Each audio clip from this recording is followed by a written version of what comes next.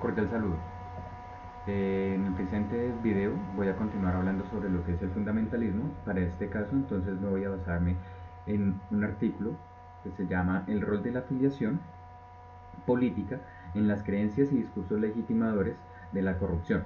Fue escrito en una revista indexada en inglés, se llama, su traducción al español es Intervención Psicosocial, y fue escrita en el 2016.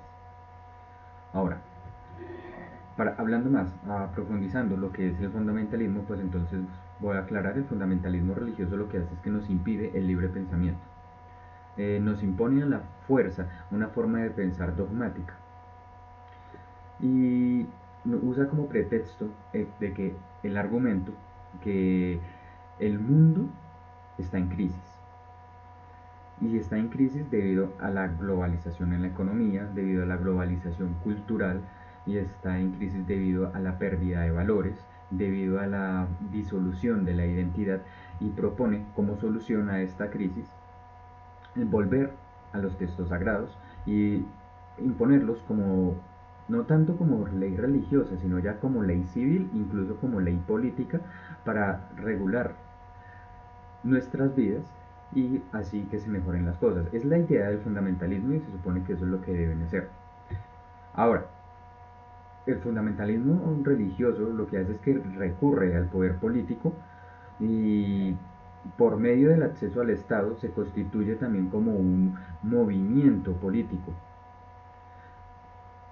Ahora, lo que hace ese movimiento político es instaurar la ley religiosa y impide el desarrollo de la sociedad civil. Cuando me refiero al desarrollo de la sociedad civil es porque ya las personas no pueden deliberar por medio de comisiones o por medio de comités, porque ya no se hace esa participación ciudadana en la política, porque quienes van a tomar finalmente las decisiones en la política va a ser el grupo fundamentalista que ya hace parte de un movimiento político.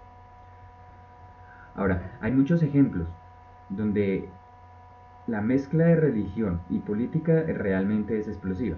Tengo los ejemplos como los chavistas venezolanos, tenemos el presidente Correa en Ecuador, incluso el presidente Ortega en Nicaragua, donde todos ellos básicamente lo que hacen es que tienen prejuicios basados en su tradición religiosa. Entonces tienen prejuicios contra la diversidad cultural, tienen prejuicios contra la diversidad sexual, tienen prejuicios contra el aborto, incluso prejuicios contra el matrimonio gay. Entonces, ¿qué es lo que hacen ellos? Entonces utilizan los textos sagrados para oponerse, para oponerse a las ciencias, para oponerse a las ideas liberales, para oponerse incluso a las leyes humanas, pues porque la ley divina es superior a las leyes humanas. Y entonces, pues ahí está mal. Ahora, basándonos más en el artículo, vamos a decir que el fundamentalismo lo que hace es que fomenta la corrupción política, económica, social y ambiental. El fundamentalismo se convierte en un obstáculo para la democracia. Además, para la economía, porque finalmente los proyectos que realmente son aprobados son los que benefician tan solo al pequeño grupo religioso político en vez de beneficiar a los demás ciudadanos. Ahora, hay factores que en realidad se ven mucho en los países latinoamericanos y algunos de Medio Oriente, que son, por ejemplo, ser un país en vías de desarrollo. Además, otra característica es que son países con áreas geográficas grandes, como sucede con el nuestro, donde hay poca comunicación y no existen mecanismos para controlar la corrupción. Además, son países, lo que sucede en Latinoamérica, en Centroamérica, donde hay muchos recursos naturales para explotar, pero debido a la falta de comunicación se le facilita a la corrupción que subsista, un sistema corrupto.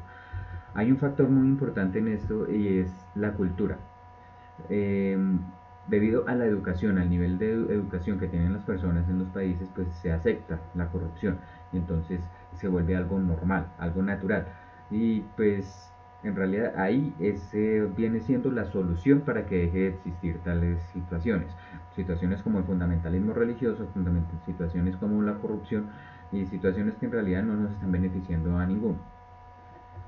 Bueno, ahora pues ese va a ser mi planteamiento como solución para este sistema fundamentalismo religioso o el sistema de corrupción donde se apoyan en la tradición religiosa para seguir subsistiendo, para imponer leyes que no son las humanas y pues realmente lo que necesitamos es educación para todos.